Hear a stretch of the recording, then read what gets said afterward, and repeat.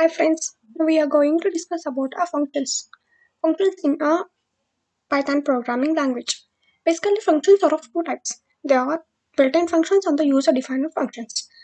Mainly, what is a function? Function is a group of statements that perform specific tasks.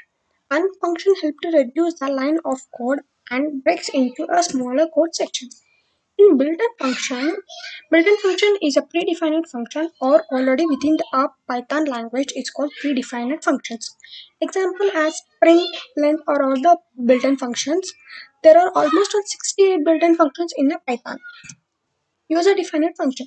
User-defined functions are made by the users as the requirement. Here we given the example like def hi print. Welcome to Python tutorials and hi. Here we are calling hi.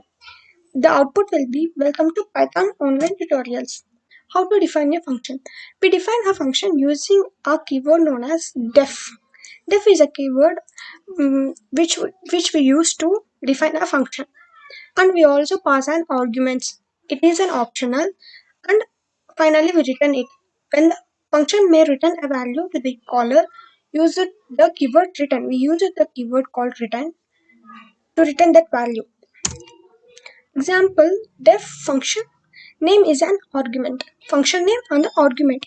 Here, the function name is given as my function and the user argument is an username. Here we call as print hello percentage s is known as a string. Name is a string, right? So we use the percentage. So next, this is percentage username. So we are calling initializing the username. This is all about the user-defined functions. In the user-defined functions, there are four types, like return value and a parameter. We will pass a return value and the parameter. Uh, these two are optional. If we pass four types or return value and passing parameter is a one type, and no return value and passing parameter is another type. Return value passing and no parameter passing is another type. Both are not passing is the fourth type.